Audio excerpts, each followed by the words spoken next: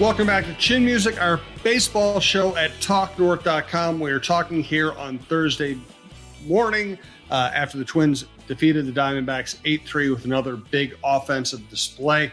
Roy, it strikes me that a lot of the angst I hear from Twins fans is about being very far behind first place Cleveland in the Central Division. The Twins, as we speak, are on pace for like 89 wins.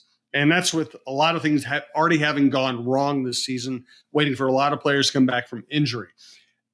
It's just that Cleveland has been so phenomenal, it almost taints everything that the Twins have accomplished this year. Twins, this is not like last year. The Twins were kind of pathetic for 3.5 months before they figured it out. This team has actually played pretty well. It's just that Cleveland has been ungodly. They really have been. It's been amazing to watch. They keep winning, and they keep doing it the same way. They pitch really well, and they've got enough offense where somebody in the lineup is going to deliver, and that somebody is usually Jose Ramirez.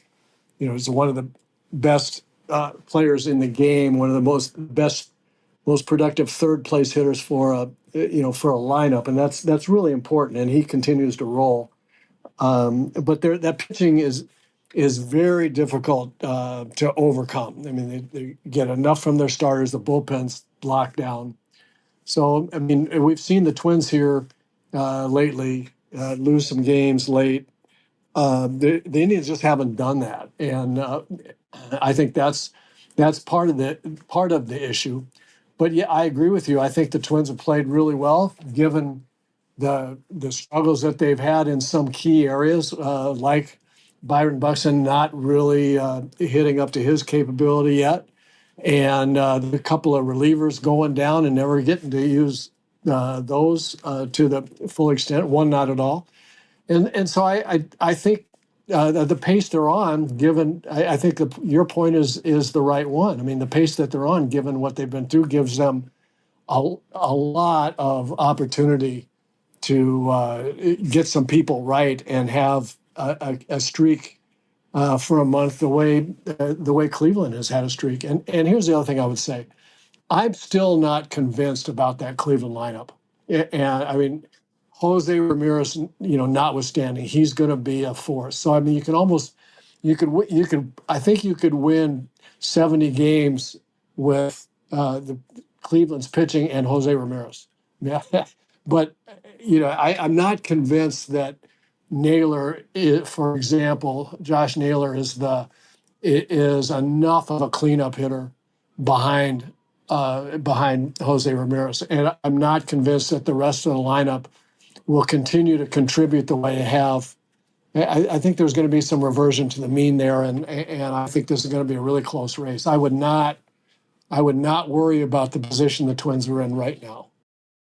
Yeah, I agree with you, and I think the Twins have a lot of upside left. Let's talk about that. Let's talk about Castro. Let's talk about Brooks Lee. Let's talk about Miranda. Let's talk about David Vesta and Pablo Lopez turning around. We'll also talk about Royce Lewis, whether he should, as he would like to, participate in the Home Run Derby. Again, this is our baseball show at TalkNorth.com. We're coming to you from the Aquarius Home Services Studios. Best way to listen to this show or any show you like at the network, please subscribe to your favorite podcast app. It's free. It's the easiest way to listen. Thanks to our many sponsors, Aquarius Home Services, Your Boat Club, Minnesota Masonic Charities, Twill and the Edina Galleria, and Chew Vision Institute.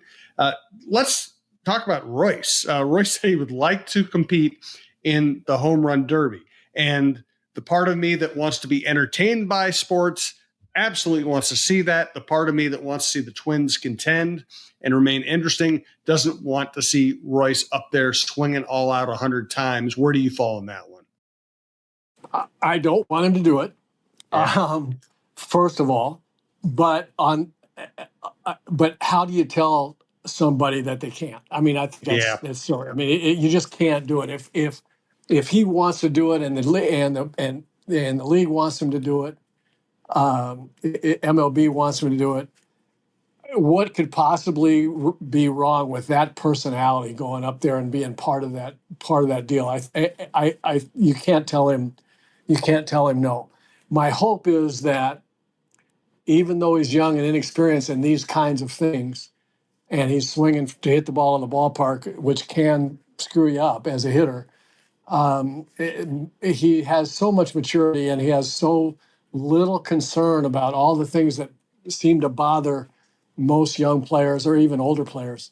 You know, if there's one guy that would just that he could do it and have it never miss a beat with his swing during the season, it would probably be Royce. So I would hope that would be the case. Because I just don't see how you could tell him no. Right. The lineup today: Royce Smalley, former Twins star, current Twins broadcaster. I'm Jim Souhan for the Star Tribune. Lavelle Neal is the third part of the team, not with us today, but we'll be getting his viewpoints here in the near future. Brooks Lee, the other, Royce saying that really popped, of course, across social media. The other interesting topic around the Twins right now is Brooks Lee. He's tearing it up at AAA. If he came up without an injury, he'd probably be taking the place of Kyle Farmer, who is not having a very good year. What I've tried to tell a lot of people is, of course, we all want to see Brooks Lee up here. We want to see him in the lineup. He could be very entertaining. He could be an impact player. He can make all kinds of differences. But what I will say is, it's the job of the general manager and the manager not just to look at how great something could be. They also have to look at potential downside. And the problem with just calling him up and cutting Kyle Farmer is you would lose a veteran middle infielder who can back up your shortstop, who's been around, who will probably hit better as the year progresses. And if you cut him, he's gone forever. And then if you call up Brooks Lee, and Brooks does what so many young players do, which is struggle, not adapt to the big leagues, maybe have nerves, maybe need another trip to AAA to really be ready to hit in the big leagues. If you do that, then all of a sudden you don't have Brooks Lee in the big leagues and you don't have Kyle Farmer, and you're scrambling for a backup middle infielder. But what's your view of that situation? Well, it does. The other biggest part of that, I think, is that he's got to play every day. I mean, you can't bring him up here and have him play part-time. And where's he going to play? I mean, you got to make a big decision. Guys got to move around. So, where is he going to play? The way Willie Castro is playing, you're just going to say, "Hey, thanks a lot. You've been great. You've pretty much carried us here to a lot of victories." But we're going to play the young kid because he's got a big upside. I mean, you can't do that. So where if you play Brooks Lee at second base, then where's Willie Castro go? Well, clearly, he goes into the outfield, left field against left-handed pitching, but he swung the bat well left-handed and provides all kinds of day-to-day advantage to the Twins. So, I mean, is that really you're going to bring Brooks Lee up and try him and all of a sudden play Willie Castro halftime? You could leave Willie Castro at second base and play Brooks Lee at third and move Royce Lewis to the outfield. I've always been in favor of that. A big thumping right-hand hitter and the athletic outfielder. I've always been in favor of that. I don't think they're ever going to do it, but my thought is that solves a lot of your problems right away. If you've got an everyday right fielder that's a right-handed thumper, and then you've got Buxton, then you can decide what you want to do in left field. I don't know. I mean, you can move Brooks Lee to third and keep Castro at second, or trade that around. I just think that would give them a whole lot of options. I don't think they're going to do that. I think they want Royce probably to be their third baseman of forever. But that's a problem for them if they really want to bring Brooks Lee up. Where do you play him? He's got to play every day. Right. And, you just mentioned some interesting realignments and lineups. And right now they have Kepler in right field, and Jose Miranda is absolutely tearing it up. So, and Santana at first, he's done pretty well against lefties and righties lately, but he seems to be better against lefties. So you can't just put Miranda at first and platoon him because they kind of both have the same strength. Talk about that. I mean, Jose Miranda is part of this offensive logjam now. He absolutely is, and the better he hits, the more important he is for just the right-handed reason, right? I mean, and so they've got they have a real strong right-hand hitting lineup now, and they have not had that in the past. They've really struggled with left-handed pitching in the past. They're not so much now, so much so that Rocco's worried about the left-handed side of things, and so that's also with Julian and Kirilloff not working out, and so far, and this year, and Larnick just playing against right-handers. They have to have a right-hander to spell, a strong right-handed hitter to spell Larnick if that's the way it's going to be. They can play somebody instead of Santana against left-handers if that's the way that needs to be. But they're in a jam right now from the left-hand side of the plate. They're just not getting enough production to dominate the right-handers pitchers are going to be tough on a right-hand lineup and right-hand heavy lineup, and Kepler and Santana from the left side and Larnick, Willie Castro. I mean, that's who they have. They have four left-handers, and there are going to be right-handers that really are very good right-hand pitchers that get right-hand hitters out, but are really not good against left-handers. And those they got to kill those guys. The left-handed hitters on the Twins have to kill those guys, and if that doesn't work, then they've got a problem. So there are still some issues. But in the meantime, if you don't have enough left-hand hitters, but you've got Miranda swinging the bat well, you got to run him out there because you don't. I mean, he's better against right-handers than whatever left-hander they could go out and get right now. I mean, they can't do that. Right. No doubt about it. And when we talk about all this, the emergence of Brooks Lee, Wallner's actually started swinging it better at AAA, much better lately. Julian really hasn't, but Wallner's starting to get hot down there. Then you have Jenkins coming up as their best prospect overall. Emma Rodriguez has killed it. Kind of a classic modern power and patience type hitter. Gonzalez is a good hitting prospect. It almost lends you to believe that there's going to be a trade at some point, either to get more balance in the lineup or to get more pitching. Yeah, I would say that's right. I mean, they're starting to see the fruits of the draft and some of the trades that they made for younger minor league players that are coming up, and they've drafted well, and it looks like there's a chance that could really pay off, and in the meantime, I mean, they're going to have to look at, what's our best option in a trade. I believe it's going to be pitching, especially if Brooks Lee, arrives and, there's another left-hand hitter as a switch hitter. So, I mean, I think it's probably going to be pitching, and there are enough guys in the minor leagues. Boy, they have to. I think this will be a really hard. I think this will be a hard decision. I don't think the Barrios trade was a hard decision. I don't really think. I think the Taylor Rogers trade, even though Paddock got hurt right away, you weren't going to be able to sign him for the amount of money he was going to get is not worth it to you. How you were going to use him. There are trades that were not that tough of decisions. I think these are going to be tough decisions because they did make the trade to Cincinnati and they lost a couple of guys that were on the up and coming list and in the minor leagues. I think they will be reluctant to do that again to any great degree. So it will be interesting to see how they view these young players, as it looks like, holy cow, this kid's got a chance. And you can say that about 3 or 4 or 5 kids. Yeah, no doubt about it. Hey, we want to thank Your Boat Club. Got the winter blues? Start planning your summer. Plan on fun and get out in the water with Your Boat Club. Your Boat Club offers boat club memberships and daily rentals with access to over 40 bodies of water and over 400 brand new boats to enjoy.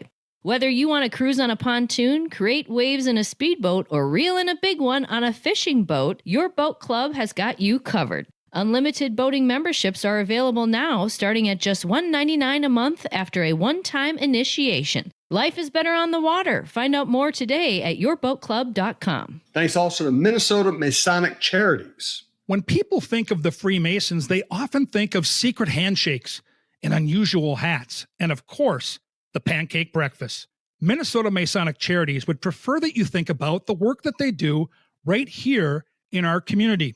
Places like the Masonic Cancer Center at the University of Minnesota or the Masonic Children's Hospital and the Masonic Home in Bloomington. They are just a few examples of the important work that the Freemasons support here in Minnesota.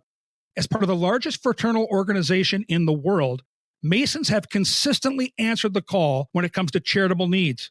We look forward to learning so much more about their many programs here in the weeks to come. So what did you think of Pablo Lopez's dominant outing against Oakland? Did you think he really fixed some things? Did he get lucky with a matchup? I think both. I think all three of his pitches were an awful lot better, and they were located an awful lot better. That's a lineup that I think there's a lot of good young hitters in there. So I would not diminish how Lopez pitched it all. I mean, we saw those hitters beat the ball around in target field not too long ago, and they looked awfully good. So that was a really good performance by Pablo. But they're good young inexperienced hitters, and there are some holes in the lineup. And he got good hitters out, and then he really punished guys that he should punish. And I think all in all, it was. I think he should take. We all should take away from that that was a real fixer. I think he just builds on that. And man, if he gets it going, boy, so many things fall into place for this team. Well, really true. I mean, he's if he gets it going, that means 6 innings guaranteed, and probably and oftentimes 7 or more. That really helps the bullpen. Obviously, it gets guys into the more guys that can throw more than 6 innings. Even a 6 1/3. I mean, something. Joe Ryan is generally that way. Simeon Woods Richardson is on the cusp, I think, of being that way. Ober's been, except for one tough streak, Ober's been really good. You get Pablo back in, and they start averaging close to 6 innings to start the rotation, and then all of a sudden, wins just happen out of that. Let's talk a little more about the pitching, including the bullpen. We want to let you know about True Vision Institute, who's working with John Krasinski right now. Yeah, True Vision Institute in Bloomington. I was there earlier this week to get a consultation for LASIK surgery. Found out I'm a great candidate for it, and super easy to set up an appointment. Go in there. They run you through a bunch of tests. Their people are very nice, and they will give you a straight up and honest answer for your options for your vision correction. And I am looking forward to having LASIK at True Vision once the playoffs are over. So go to truevision.com to set up your appointment, and you won't be disappointed at all. Great people at True Vision. So when we talk about it, you mentioned in a recent show, hey, we're not even hearing about Stewart. We're not even hearing about Topa. And those guys are supposed to be very big parts of what could be a very good bullpen. It sounds like they're both edging in the right direction finally. We might see either or both of them in a couple of weeks. How do you think that changes the dynamic of this bullpen and of this team? If they live up to if they do what they do, if they're just who they are, I wouldn't even think the Twins need to ask them to be okay. We've seen Topa, we've seen what you've done in the big leagues, but we need you to be a little better. Brock Stewart, we need you to be a little better. They don't. They need to be who they are, and if they are, then they are all 6th inning and later guys. That they have in the bullpen, and it gives Rocco so many more matchup options. And so much more flexibility to use these guys today and those guys tomorrow, and then come back with these guys and then those guys. I mean, when you have, 5 guys that can pitch, after the 6th inning. You got a lot of options, and when you have that many guys, then all of a sudden, if a starter only goes 5, you can put together a pretty nasty bullpen for the last 4 innings. So I mean, I think it's huge. That's one of the things that I thought, and I mean, we've been. I've said this probably too many times, but it started with our first show, and I'll continue to say it. I really felt like the bullpen was going to be so good, with the addition of those 2 guys, that the starting pitching into the bullpen was good. It was going to be plenty good enough if the guys would hit just the way we think they're going to hit, and they're on a pace, to win 89 games without those 2 guys. Most, Topa et al., Brock Stewart sparingly, and without Buxton really swinging the bat well, and without Kirilloff and Julian, who we were all counting on. And so I think it changes everything. I think that the pitching then it comes closer to matching Cleveland's. And I'm not sure that Cleveland's offense is better than the Twins. I'd go the other way. I agree with you. I think the Twins, and that leads into my last point for this show. And again, thanks to everyone who listens to TalkNorth.com. We do appreciate it. Check out all of our other shows: Jeff Diamond on the Vikings, John Krasinski and myself on the Viking Update Show, Russo on hockey, John Krasinski on the Wolves, John Millay on preps, Don Mitchell on all kinds of things, including we hit the Vikings and women's sports really heavy on that show. Check it out. Don does a great job lining up guests. So the Twins hitting coaches, they don't talk much. They don't have a big public person, unlike like James Rowson, who was just kind of the life of the party. We don't hear from the Twins hitting coaches often. We've seen the team go into slumps to start the season the last couple of years. And yet, I have to be fair here and point out that they also seem to have a knack for helping hitters and the team as a whole turn it around right when you might be ready to give up on this team's offense. As someone who studies this stuff, intensively, what do you think about their approach and the way the team has responded under their guidance? So I'm going to go back to last year, when the Twins were struggling offensively, and David Popkins, a hitting coach, was on the air. I mean, he came out in the media and said, things aren't working right now, and I think the guys need to think about doing some other things, like change the zone, change where you're looking for the ball. Look for, either hit the ball the other way so that you can stay on breaking balls, or just maybe you need to look for breaking balls. Maybe you need to change. There are things to do as a hitter, when you're not hitting, they're not big adjustments. It just has to do with, location or pitch selection that you're expecting oftentimes. And it wasn't too long after that the Twins started hitting again. I don't know. I mean, I'm sure that's what he was talking to the guys about. I'm not sure if they actually did that or not. It sure seemed like they did.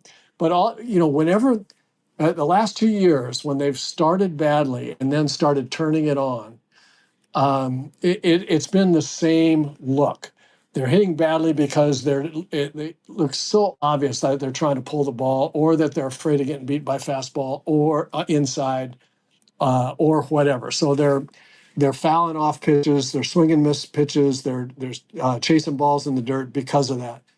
And then all of a sudden, here comes the Twins' personality, which has been the personality for the last 4 or 5 years, when they've allowed it to be the personality, and that is, everybody do their job with a grinded out at bat, and then either get on the bases or walk back to the dugout, but leave it for the next guy, but grind out the kind of bat you're supposed to have, and that translates to more singles, more walks, and not just home runs, but more singles and walks, guys on the bases when someone comes up and pops one, and that's what they had before is everybody tried to hit a home run, because home runs are how you get the quickest offense. And the problem is they'd hit a 2-out home run, or they'd hit 3 one-run home runs, or they wouldn't hit any because they were trying to hit them and it wasn't working. And every time they come back to drawing a tough walk, sticking the bat out and flaring one the other way with on a tough 2-strike pitch. Every time you start seeing that personality, more up and down the lineup, they start scoring 8 runs a game. So I think that the hitting coaches have to be given credit, because I don't believe the guys, when they're struggling, are struggling so bad that nothing changed, that no other conversations were had. They just kind of broke out of the slump and now they're hitting again. I don't believe that. I think there's some real work going on with, if this is not working, let's try that. And it's not like changing monster things around. It's just look, I mean, you're getting beat. You're looking for the ball inside, and they're pitching you away and throwing you breaking balls, and you can't hit the ball away, and you swing and miss the breaking balls. Maybe just move out to the outer zone a little bit, but out over the plate a little, and try to hit the ball up the middle. I mean, I think there's something going on, like that, because I just don't believe that as a whole lineup, everybody's just in a little bit of slump, and then everybody just miraculously finds their way without some real positive, determined ways to do things a little differently. Yeah, I agree. And I also wonder if Miranda's a good example of this. I mean, I think we all thought he might just be organizational depth after pitchers seemed to figure him out, and then he had a series of injuries. And it looks to me like his approach is dramatically improved now. He is maybe the poster child for what I'm talking about, and it's because he's so good at hitting the ball gap to gap, at just naturally. That's the way his swing is set up, and it looked like, and I don't know if it was because of injury or I don't know. He since he came up, he's chased high fastballs and he's been real aggressive. And it's been to his detriment that he was. I mean, you want to say, yeah, it's great. You can't teach aggressiveness to a hitter. Let him do that. But swinging at balls out of the strike zone high, chasing sliders because you're trying to hunt the fastball. When that's not really his strength. His strength is letting the ball travel and hitting it everywhere with authority. And that went away, and now it's come back. And you see him chasing high fastballs less. You see him chasing bad breaking balls, and you see him hitting breaking ball strikes out of the ballpark. And that's what I thought we were going to get last year after his real good first year. And like I say, I don't know if it's injuries or not, but he just wasn't the same guy. It was very clear to me watching, what you watch hitters and you go, that's not him. What he's doing is not what he does well. And he's gotten that turned around, and he looks much more like the guy, and maybe even a little better than the guy that had that good year his first year. Yeah, no doubt. Good stuff from Roy. Enjoyed the conversation. Everybody keep tuning in. This is going to be a fascinating season one way or another. Next week, we'll be able to talk about what David Festa looked. We're recording this a few hours where David Festa makes his big league debut as the Twins' top pitching prospect. It's going to be very interesting to see if he can contribute to this team right now. For today, thanks to Brandon Morton. Thanks to Royce Smalley. For TalkNorth.com, I'm Jim Souhan.